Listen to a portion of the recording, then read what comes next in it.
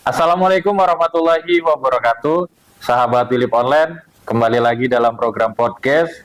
Saat ini saya sudah bersama Kepala Dinas Koperasi dan UMKM Kota Cilegon, Bapak Agus Ubaidillah. Sehat, Pak? Alhamdulillah. Alhamdulillah sehat.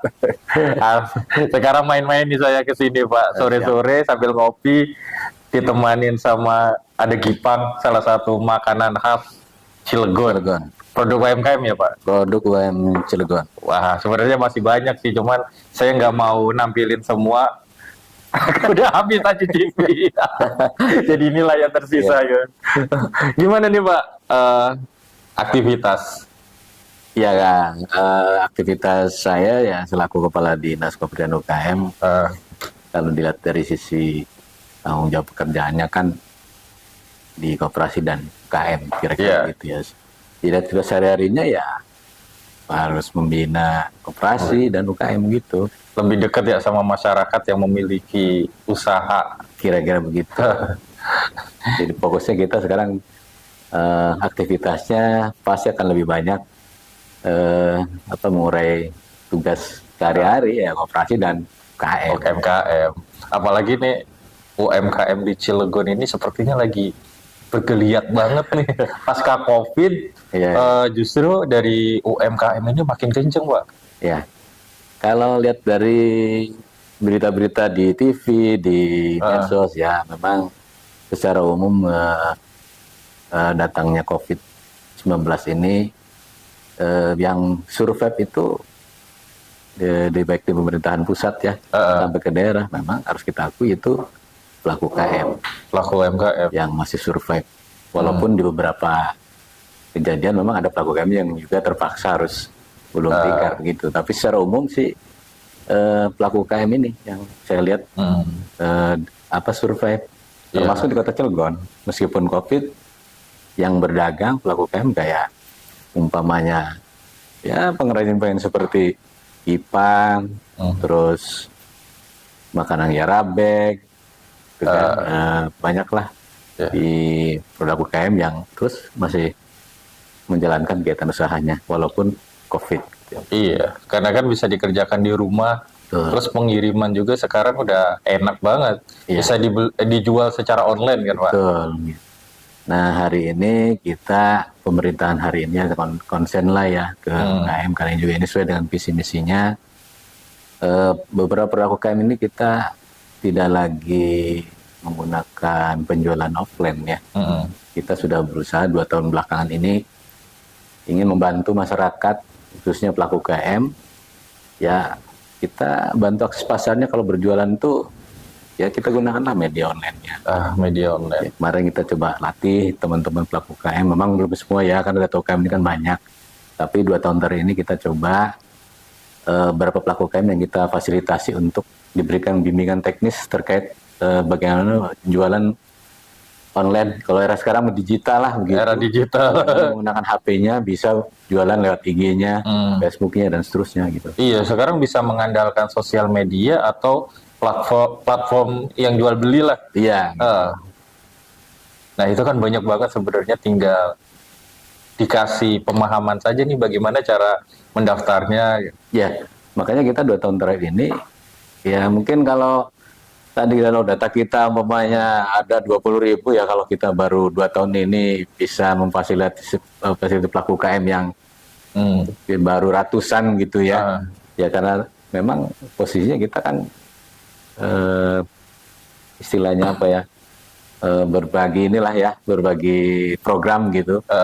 Nah, tapi kita coba fasilitasi itu bagaimana teman-teman kemarin kita BIMTEK itu Sofi kita undang sebagai narasumber, pelaku UMKM itu kita minta semua pada pegang HP kan ya. Jadi bagaimana kita ajarkan membuat lewat Shopee itu supaya kita bisa masuk ke Shopee gitu.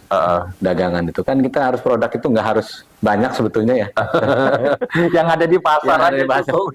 Yang penting mampu menggunakan aplikasinya itu yang pertama. Apalagi produk sendiri, kemudian nanti ada produk yang lain yang bisa kita adopt atau bisa kita ajak ke bekerja sama supaya kita bisa jualan di Shopee. Kemarin kita undang juga kita harus pakai Lazada, Beli dan seterusnya lah. Kita coba dekatkan para pelaku UKM ke arah pemasaran melalui aplikasi-aplikasi seperti itu. Nah, makanya ini pelaku UMKM juga harus melek teknologi ya Pak ya sekarang. Karena jual beli, maksudnya penjualan, pemasaran tidak hanya membutuhkan tempat untuk pasar gitu, tapi pasarnya emang udah eranya era digital. Betul. Kalau mengikuti sekarang kan zamannya era digitalisasi. Artinya pelaku UKM dimanapun itu berada maupun di pelosok ya, ya memang harus ikut gitu loh, harus mengikuti perkembangan zaman. Ya kalau kita kemudian nggak mengikuti Perkembangan zaman seperti sekarang ya, jualan kita masih konvensional. Konvensional ya. Bukan berarti susah, tapi emang tumbuhnya agak lambat. Sekarang ternyata ada jurus lebih cepat lagi. Gitu. Salah satu warga suku Baduy pun yang menjual apa ya, kayak semacam kain, terus madu, itu udah menggunakan teknologi gitu. Padahal ya kita tahu ya di Baduy kan emang tertutup gitu. Ya, ini sebenarnya saya kira peran media juga harus bisa mendorong pelaku UKM. Ya kita Dinas Koperasi sangat berterima kasih pada media yang memang konsen untuk bisa membantu terutama pelaku UKM. Kadang-kadang di masyarakat yang seperti itulah ya, yang masih tanda kutip belum melek teknologi. Ini butuh waktu, memang butuh proses untuk supaya masyarakat tuh menyadari gitu sadar akan dunia digitalisasi sekarang. Ya kalau kita nggak mau ikut terjun ke sana, apalagi istilah jualan sekarang ya, sekarang udah di mana aja produk bisa masuk kok. Bisa masuk. Kita kalau masih nunggu, ya maaf gitu ya, bukan berarti merendahkan, tapi ya memang sebaiknya pelaku UKM di Kota Cilegon ini juga harus mulai menyadari bahwa memasarkan itu juga boleh, jangan hanya pakai konvensional, pakai digitalisasi tadi. Toh kita di HP makan rata-rata juga punya sekarang, mau di pelosok manapun kan. Kira itu tinggal bagaimana kita manfaatkan media HP itu untuk bisa jualan gitu. Jangan hanya untuk chatting aja. Ini mah di grup WA rame aja. Kan ada teman-teman yang tetap mempromosikan dagangannya di grup WA gitu. Iya. Lagi diskusi apa tiba-tiba ada nggak apa-apa kalau itu. Nggak apa-apa gitu. Ya, itu kan harus ada kepercayaan diri dari para pedagang itu gitu. Artinya WhatsApp juga bukan berarti hanya untuk digunakan hanya pribadi, tapi bisa buat jualan, bisa buat jualan di grup. Kirim aja mau ini enggak. Apalagi kemarin zaman bola nih ya. Nobar itu betul ini enggak gitu kan. Ini saya ada kritik misalnya kan. Iya. Gitu masuk grup kan bisa aja. Apalagi grup WA itu sekarang tidak dibatasin hanya 250 tapi bisa lebih sekarang. Udah hampir 1000 kalau nggak salah. 1000 nomor pun udah masuk gitu. Itu kan enak, udah jelas gitu. Sekali aja kan, saya mau jual Gipang nih, mau gitu, teman atau lagi buat nonton bola mau kacang atau apa, kan enak gitu. Iya. Tinggal kalau kita males ngambilnya, ya udah tinggal kirim. Ya kirim gitu nggak apa-apa ya. Kirim ke tempat lokasi. COD. Istilahnya kan COD sekarang lebih enak ya. Kalau bisa sambil ngebantu makan, nanti bonusnya 1 tambahannya. Nah gitu. COD-an di mana nih gitu. Nah ini kan teman-teman pelaku usaha ini harus benar-benar berani memasarkan. Jangan udah capek-capek bikin produk, tapi tidak dipasarkannya, sayang banget ya Pak ya. Artinya kalaupun dipasarkan hanya konvensional aja ya, sayang lah menurut saya. Nah itu. So ini kita pakai HP tiap hari juga menggunakan biaya kan. Maksud kita ya jangan digunakannya untuk sekedar ya chatting pribadi umpama ya.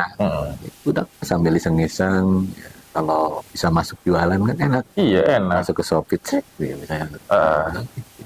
Jadi marketnya itu tidak hanya Cilegon ya. Kalau sudah masuk ke platform digital kayak gitu kan, bisa saja yang beli itu orang dari luar negeri gitu, dari luar pulau. Bisa. Jadi kesempatan bisa luar nasional. Nasional. dalam negeri gitu.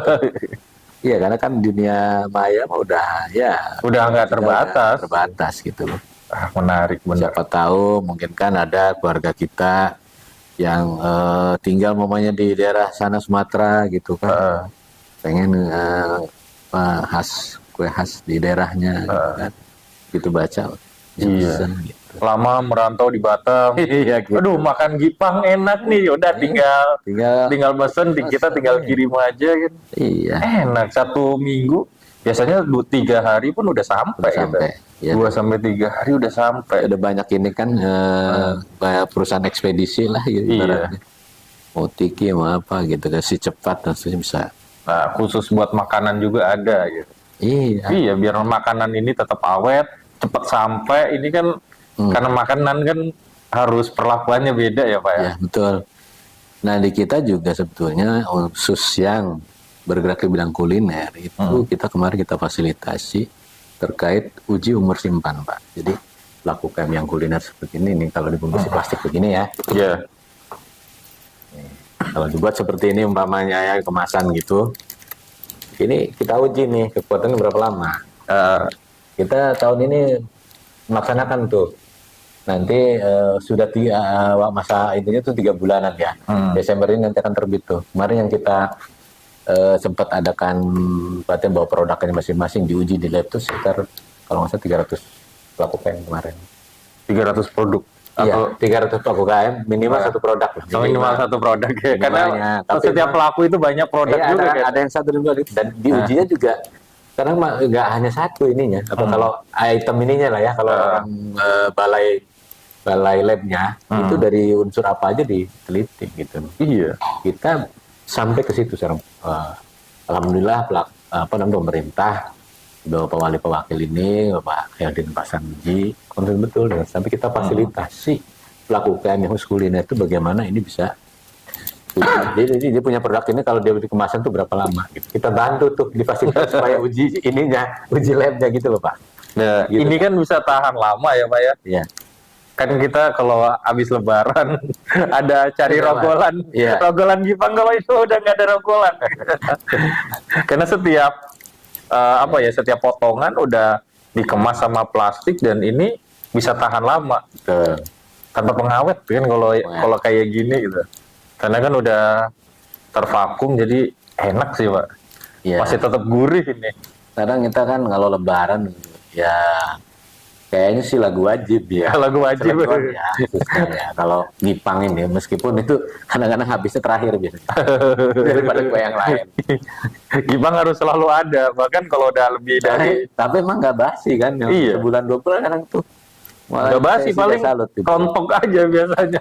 Karena kan gula ya. Ya benar. Gulanya udah nggak keras lagi, akhirnya rontok. Makanya ada nama kalau habis lebaran itu rontokan gipang. Kayaknya itu yang kemarin bawa produksi gipang yang diuji di lab itu akan kelihatan tuh tahan ujinya itu. Karena yang kita tahu gipang itu tanpa istilahnya bahan pengawet kan ya, itu bisa lama 1 bulan. Nanti akan kita lihat tuh hasilnya kemarin bawa gipang itu sebenarnya ya berapa lama. Karena kan kita berharap sih kayak gipang seperti ini tidak hanya di lokal perusahaan nasional. Kalau emang bagus menjadi khas ya, bertahan lama 2-3 bulan keluar negeri umpamanya tuh, ya kan, kenapa tidak gitu loh. Iya juga ya. Ya kan, tinggal dikira sama lah dari luar negeri pun kalau masuk udah kesini makanan juga biasa-biasa aja sebenarnya. Cuman menang brand sama kemasan doang kadang. Teman-teman dari luar negeri kemasannya ya tadi itu umur simpannya. Kalau kita bisa kuat 6 bulan kan bisa tuh buat ke luar ya, karena rata-rata kalau manual misalnya orang kirim ke negara lain itu 3 bulan misalnya. Kita harus bisa meyakini bahwa kuenya ini atau makanannya ini kuat sampai 6 bulan minimal.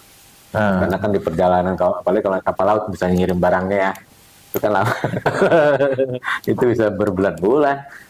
Kayak contoh kemarin yang orang berangkat haji umrah aja kan. Haji lah terutama kan di kurma gitu kan. Supaya sampai orang ngirim lewat duluan lewat duluan lah. Iya, tapi kan datangnya 3 bulan. Itu kira-kira gimana kan gitu. Tapi ke situ Kang sebenarnya. Jadi pemerintah alhamdulillah Pak Wakil, karena memang itu menjadi visi dan misi menjadi salah satu dinas yang kalau istilah kita ada tugas prioritas daerah. Salah satunya kegiatan UKM ini kita ingin coba bantu fasilitasi tadi yang saya sampaikan, uji municipalnya, terus izin NIB, izin PIRT, sertifikasi halal yang sekarang kita gencar sedang mencoba memfasilitasi lah.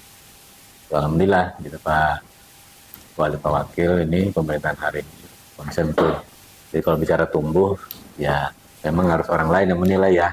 Tapi kami meyakini bahwa perkembangan gairah pelaku UKM di Kota Cilegon ini sepertinya hidup, tumbuh. Tumbuh. Karena dari data yang saya tahu Pak, 97% ternyata pelaku UMKM itu cukup efektif dalam penyerapan tenaga kerja dan ketangguhan ekonomi istilahnya, kekuatan ekonomi ya. Iya betul. Luar biasa. Dan di Cilegon pun itu rupanya punya kontribusi juga tuh. Kan beberapa kali misalnya Pak Wali menyampaikan bahwa alhamdulillah istilahnya angka pengangguran di kita turun kan. Sekarang udah di posisi 4. Ya, itu iya Pak, kita meyakini bahwa kontribusi itu ada dari salah satunya dari UKM bisa berkontribusi. Semakin banyak orang yang mau muncul wirausaha barunya yang baru. Itu kan artinya dengan sendiri ada pekerjaan gitu. Belum yang pelaku kami sudah berjalan. Ya awalnya mungkin satu usahanya dia punya karyawan 1, bisa bertambah 2 cabang kan. Ini kan ada beberapa yang kayak Cilor gitu, ternyata dia punya berapa tempat gitu. Nah kalau satu tempat itu 1 orang atau 2 orang, berarti kalau buka tempat baru kan nambah karyawan tuh. Iya. Sadar atau kita tidak sadari bahwa itu tuh berkontribusi. Walaupun ya bukan satu-satunya pelaku UKM, memang di Snaker juga ada. Pendidikan juga ada. Tapi memang harus diakui ada kontribusinya. Ya mungkin Kang juga tahu ya kan, perkembangan sekadar turun. Bagi awal-awal bahwa pemerintahan hari itu sekian, turun 2 digit, turun lagi 2 digit gitu kan. Ya tinggal apakah dari mana sebenarnya yang berkontribusi. Saya lihat kayaknya ada kontribusi lakukan. Kalau pelaku UMKM ya dilihat dari kegiatan kayak Car Free Day, ternyata sekarang lebih meluas lagi. Banyak tempat kayak semacam pusat kuliner atau pusat perdagangan setiap malam kayak di Bundaran Perumnas, bahkan di dekat rumah di Metro sekarang udah ada lagi setiap malam Minggu gitu. Nah ini kan setiap event-event kayak gitu selalu rame. Secara otomatis ini ternyata dagang di Cilegon itu kayaknya udah pasarnya bagus banget. Ya Cilegon ini kan ibarat kita sebut kota industri ya. Kota industri.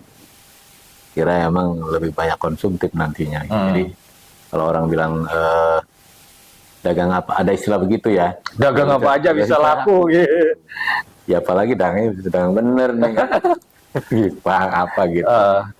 Makanya tidak aneh bermunculan sekarang di beberapa tempat yang tadi yang sebutkan di Metro, sekarang sudah ada di BBS, di PCI udah banyak bermunculan.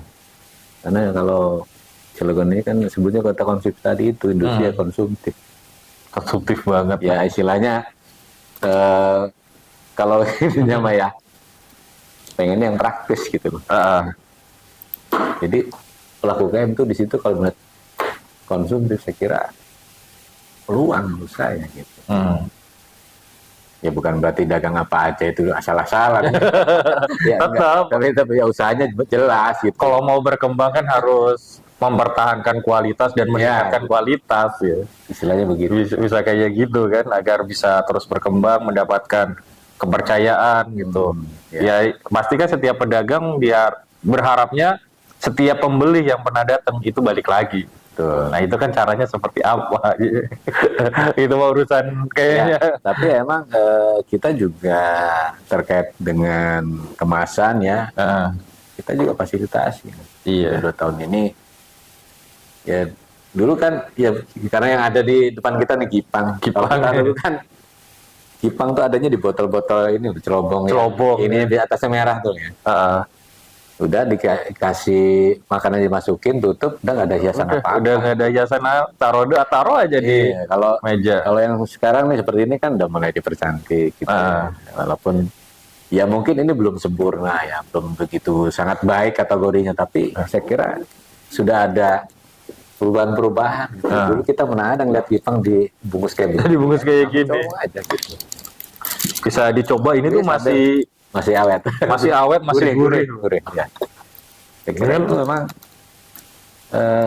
kita dalam ini dinas koperasi ya yang leading sektornya ingin bahwa akses pasar itu kan juga dipengaruhi oleh selain kita mampu menggunakan digitalisasi dunia digitalnya ya produknya juga tampilannya harus baik dong, harus menarik lah. Jangan sampai maaf misalnya yang konten secara kampung gitu, terus yang penting dimasukkan di botol celobong gitu, celobong udah ditutup gitu. Ya seadanya aja. Berarti nanti kalau buat ngiring juada pun bisa kemasan kayak gini kan. Daripada celobong apa ya, karena sebenarnya ada yang sudah bentuknya kayak coklat tuh Pak. Oh iya ada. Tadi tuh bungkusnya udah menarik gitu, dalamnya tuh Gipang tapi dalamnya ini.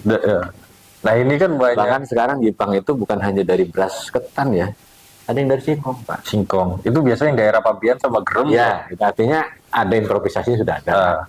Orang mau bikin Gipang dulu makan ya harus ketan. Iya. Kalau sekarang ada yang produksi Gipang dengan bahan bakunya itu singkong. Jadi Gipang singkong.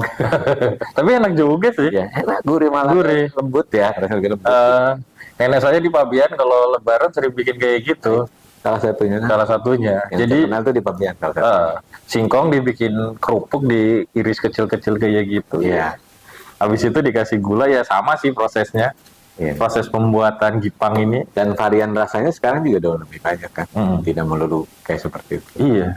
Ada lagi sekarang tuh varian rasa umpamanya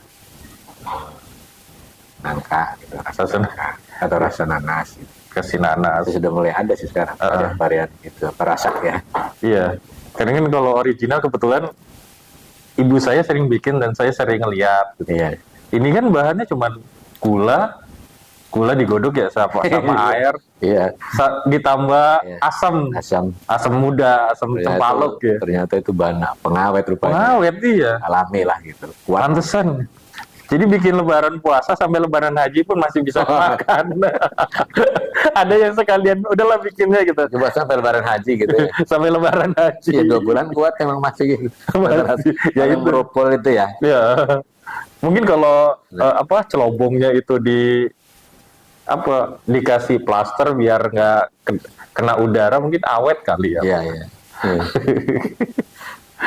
Nah ini kan ada teknik-tekniknya. Bahkan yang saya tahu pembuatan ini aja Gipang, jangan salah pilih gula.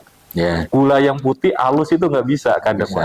Harus yang gula yang agak gede, yang warna kuning.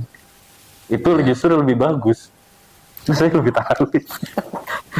Ya namanya juga orang kampung, orang Cilegon. Orang tuanya orang suka bikin Gipang kan? Iya. Kan Gipang juga kalau bukan saat lebaran, kalau ada keluarga yang mau menikah, itu kan biasanya buat juadah ya, buat ngebantu atau buat bikin juadah. Sekarang ternyata nggak harus menunggu momen itu karena ada pelaku UMKM yang ngejual. Jadi kapanpun bisa makan Gipang. Nggak nunggu lebaran sama hajatan. Kalau dulu kan kita Gipang tuh pokoknya lebaran dan judulnya ya. Kalau lebaran pasti ada Gipang. Sekarang saya kira tidak harus nunggu lebaran. Harus ada bisa tiap kita perlu Gipang bulan ini ada apalagi ini kan awet gitu jadi enak. Pak, kalau untuk produk di Cilegon sering mengikuti pameran atau bazar tingkat nasional kayak gitu nggak Pak? Ya kita sih sebenarnya ada ya 1, 2, 3 kali tuh. Biasanya di event pameran nasional kayak misalnya dalam rangka hari koperasi, pokoknya ada stand gitu ya. Kayak tempo hari pernah dilakukan saya pernah waktu itu tuh di Purwokerto, pernah juga di Semarang. Kita bawa tim dari sini, pelaku UKM kita bawa, siapa yang mau ikut gitu pameran gitu, bawa dia produknya. Memang rawannya karena memang hanya beberapa hari kan, kita juga harus betul-betul dipersiapkan betul.